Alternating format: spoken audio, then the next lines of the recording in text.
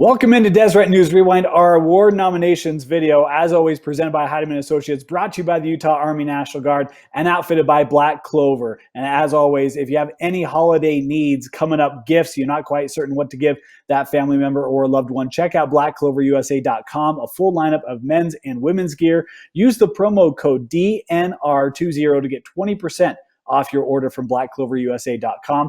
Or swing by the store just off 123rd South in Draper next to the water park to get an even more special discount. Tell them Deseret News Rewind sent you, and they'll hook you up there at Black Clover.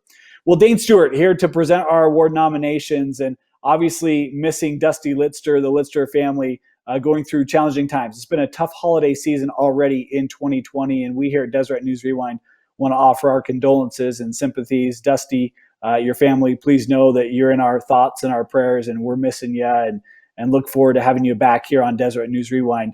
We also had a hurtful loss for the Maple Mountain football team, and hashtag Bryson Strong, a young man who has been in a battle for his life, and to the McQuivies, to all associated with Maple Mountain football, please know that we send you as well our condolences.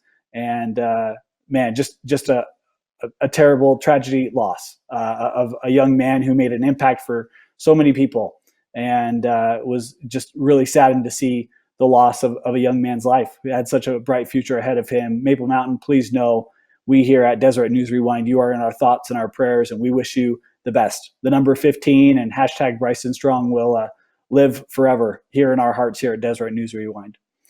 Well, never easy to transition from that, but we'll get into our award nominations. We do want to remind you that we will have a fan vote, so make sure that you vote, participate, let us know who you think should win each of our awards.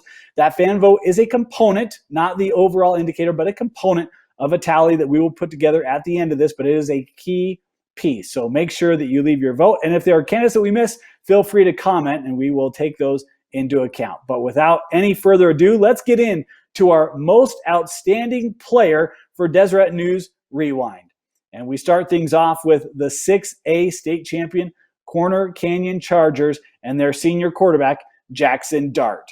What a year Jackson had this year, as he threw for over 4,000 yards, 67 passing touchdowns, also ran for over 1,000 yards, broke multiple state records this year, and led Corner Canyon to another undefeated and 6A state title. Our next candidate is also in the 6A classification, but he plays on the other side of the ball. How about John Henry Daly, and the defensive end from Lone Peak? What a year he had this year. 22 sacks for the Lone Peak Knight defense. He was an absolute terror game in, game out. Young man with a bright future ahead of him, but the stellar senior defensive end for Lone Peak, a candidate for our overall MVP. Next up, we're going to go back to the quarterback position, and it's Pine View's Braden Bunnell. Had to replace a key loss in last year's team that lost in the semifinal, and Bunnell stepped in and did a fantastic job this year, threw for 43 passing touchdowns, also threw for over 4,000 yards. He and Dart, the only quarterbacks to achieve that feat, came up just shy in the state championship game, but had a stellar outing that night as well. Braden Bunnell, our third candidate for our overall MVP. And finally, we're going to stay in the 4A classification for our fourth and final nomination, and that is Isaac Larson out of Skyview High School. And some of you may be wondering, Isaac Larson? Yeah, Isaac Larson. This was a young man who every game he made an impact, whether it was offensive, defensive, special teams, ran for over 500 yards this year, caught over 500 yards this year, had double-digit touchdowns, was a key contributor on special teams. He would lock you down in coverage. He also would get engaged in the sweep, scored touchdowns on the ground, in the air. Isaac Larson found ways to contribute in his first and only year at Skyview, helping the Bobcats secure another 4A state title. Well, congratulations to our award nominees for our most outstanding players. Again, if there's a player that we missed that you'd like to nominate, drop them in the comment below, and make sure you get your vote in before this poll expires. For our 5A offensive MVP, hey, we got four good ones for you. Let's start with the Brighton Bengals and Gabe Curtis. What a year for Gabe. Multi-year starter for the Brighton Bengals, led them to an undefeated regular season. Fantastic year. I know it ended short of where they would have liked things to have been, but he led the classification in rushing touchdowns. He was also one of the top rushers in the classification, was just shy of 1,000 yards.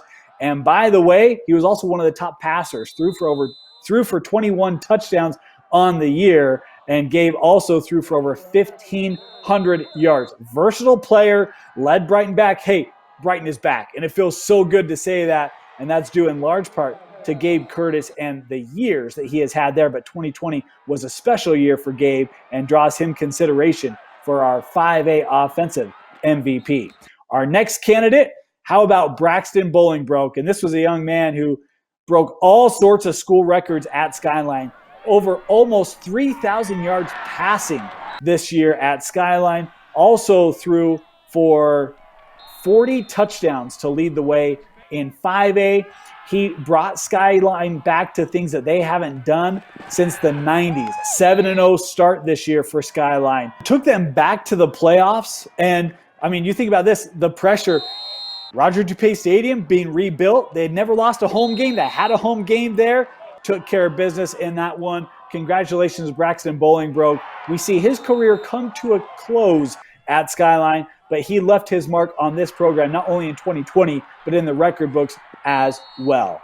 Our next candidate for our offensive MVP, how about Tyler Nelson, the quarterback out of Maple Mountain?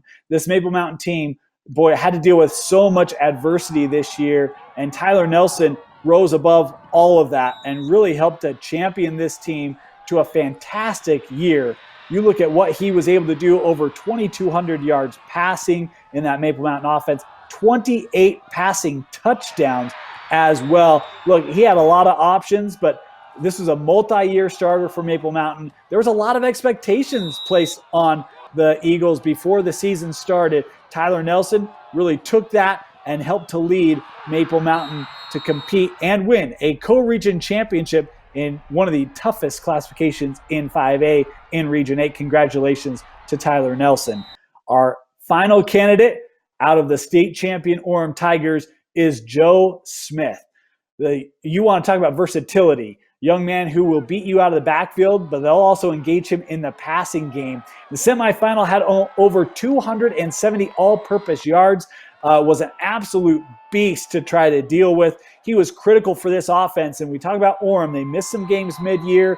They had some players with injuries and had a suspension. Joe Smith was always Mr. Reliable for the Orem High Tigers, and he was a big reason why they were able to win their fourth straight state championship, as Joe Smith had 10 rushing touchdowns on the year. I know that doesn't sound like a lot, but folks, he was so dynamic, so difficult to try to deal with, match up with.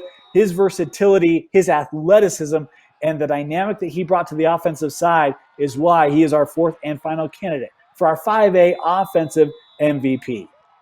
Next, we'll move to our 5A defensive MVP, and we will stay right with the Orem Tigers, and we'll start with Josh Singh. Look, there are a lot of guys up front for Orem that are well-deserving of this award. You think of Paxton Skips, you think of Jordan Ayu, but it was Josh Singh, particularly in the playoffs, who was so difficult for opposing offensive lines to deal with, had numerous sacks, was always in the backfield, putting pressure on quarterbacks, helping to stop the run. There were a lot of guys here for Orem, but the disruption that Singh caused in the semis and the championship games for this Orem defense is the reason why he is elevated above some of those others and is on this list for our 5A defensive MVP. Our next candidate comes out of Brighton High School, and that is Lander Barton. Look, you don't have to have a long history in this state to have an appreciation for the Bartons of Brighton High School. They've all gone on to do great things, and Lander really started to make his mark last year as a sophomore, but this year as a junior, he has continued to dial that up, and the youngster from Brighton had another just fantastic year. Was one of the team leaders in tackles this year in 5A. Also was a guy who would get in the backfield, cause some sacks. He was so dynamic for this defense, led them, and was one of the big reasons why that Brighton team won Region 6, undefeated in the regular season, and had another strong year. Mr. Barton has one more year back, and offenses won't be excited about that in 5A. Our third candidate comes from Tipview High School and is Logan Fino. You talk about this Timpview defense. They put pressure on you from all sorts of angles, and Fino was one of those guys who was always around the football, getting pressure on opposing quarterbacks.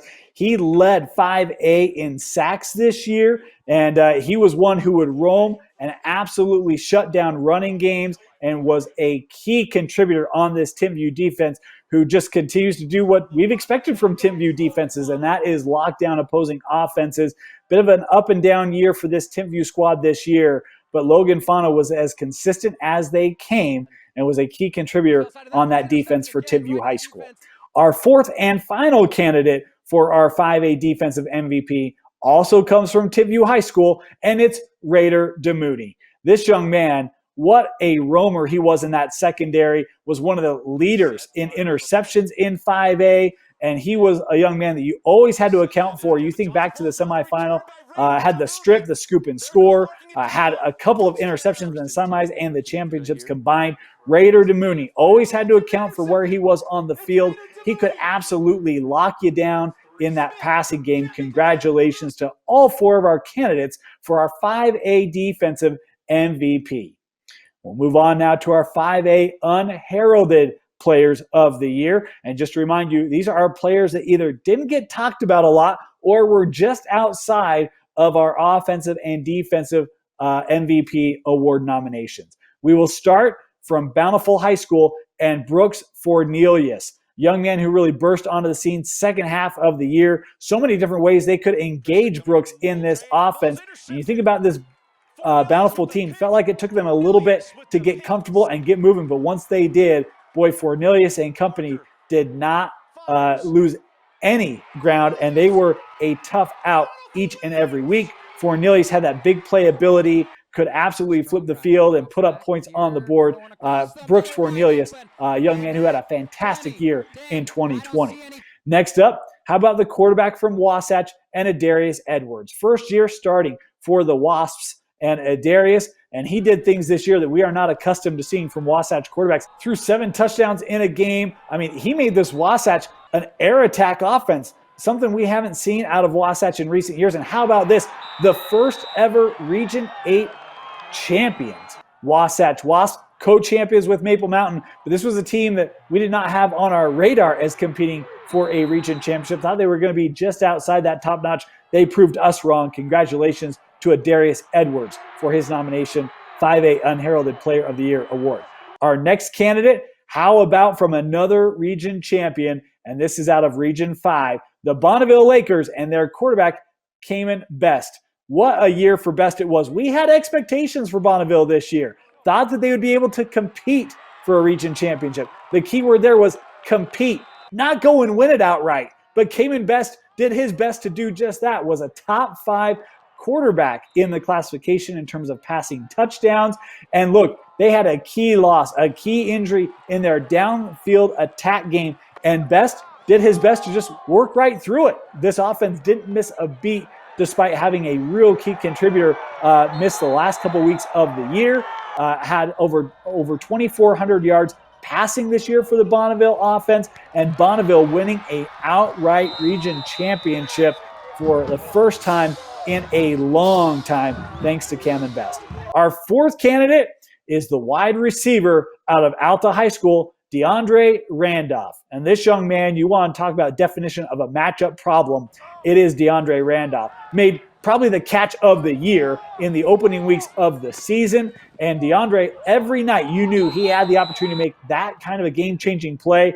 Even had a game where they had to bring him in at quarterback due to an injury scenario, and he was able to move the football a little bit for Alta. Came up short in that ball game, but he's got a pretty good arm on him. DeAndre Randolph showed what a versatile weapon he can be for this Alta offense, or was in this Alta offense. Congratulations to he and all of our nominations for our 5A Unheralded Players of the Year. And now for our 5A Coach of the Year, we will start out of Salem Hills, Coach Jeff Higginson. I believe his first year at the helm at Salem Hills. And what does he do? Well, he takes them right back to the semifinal, and he has helped to coach this group at Salem Hills to put together the best 2-year span in this short program's history. Coach Higginson taking over the reins this year, had a returner in Jared Elmer, took a lot of pride in recognizing, hey, we are a community program. We are boundary kids, and we are going to win with boundary kids. And they did that again this year. 9 wins for Salem Hills, back to a semifinal. And if it's not for a blistery day, that game is probably more competitive for the Skyhawks. Congratulations, Salem Hills, making it back to a semifinal. Coach Higginson did a great job in year 1 for the Skyhawks. Our next candidate for our Coach of the Year, we're going to stay right in Region 8, and it is Coach Brad Burtonshaw out of Maple Mountain, only coach in program history. And we talk about riding the highs and the lows. This was a program that just a couple years ago did not win a game. And yet in 2020, he's taken this group, including Tyler Nelson, Thomas Waite, other guys on that offense, and has taken them to a state semifinal once again. And came up short in that game against Orem, but you think of all the adversity they had to fight through. You think of injuries. Tyler Nelson gets hurt late in the year, kind of next man up mentality. Also, obviously dealing with difficult circumstances of a brother, a teammate this year for Maple Mountain, and Coach Burtonshaw able to coach his group through all of those challenges and get them back to a semifinal. Great year at the helm for Coach Burtonshaw at Maple Mountain. Our third candidate, how about the runners-up, Timpview and Coach Andy Stokes. You want to talk about coaching through challenges and adversity. That was the year for Timpview this year. Had a first-year quarterback in Amavai. Had to help him get accustomed to the roster. Had injuries to key players early in the year. Had to manage that late down the stretch. You have a Week 10 loss to a lower classification team that a lot of people did not see coming. How do you right the ship, right the locker room, get them focused, ready to go to make a playoff run? And not only a playoff run where you would have to knock off the number 1 seeded Brighton Bengals. You'd have to beat a team that was in semifinals for back-to-back seasons. And then you'd have to go up and face your region nemesis in a state championship game. And that game is just a couple plays away from potentially having an inverse outcome. Coach Andy Stokes, all while dealing with the challenges of health issues in his family and hashtag Tia's Tribe come into play, living up to it in 2020, really working through all that adversity. Coach Stokes, we talk about the Litster family, we talk about the Maple Mountain family. We here at Deseret News Rewind still behind you and Tia's Tribe, as wish you and your family the best in your continued battles. But Coach Stokes, what a year for he and this staff at Timpview High School. And our fourth and final candidate for our 5A Coach of the Year is going to be from Orem High School, the state champions, led by Coach Gabe Sewell. Coach Sewell did not start out as the head coach of Orem this year, but a couple weeks in, Coach Hill steps aside. Coach Sewell, the interim coach, was later named the head coach, and what a year he did. You want to talk about pressure. There's an Orem team that has had won three consecutive state championships. Lost Noah Sewell last year, who was absolute bruiser on both the offensive and defensive sides. Lost some of that receiving core. And then you think of midway through the year, they lost 4 straight weeks. No football for Orem. And yet he was able to keep the team focused, keep their minds free of distractions, of naysayers, and get them back to put together another playoff run and go win the 4th consecutive state championship for Orem High School over their region rival, the Timpview Thunderbirds. Coach Sewell, man, he had been on the staff, but coming in and being named head coach mid-year, what a job he did in leading Orem in 2020. Make sure you vote. Make sure you comment for other coaches that you think should be up for consideration. And we are excited to bring you our awards shortly at a future time right here on Deseret News Rewind.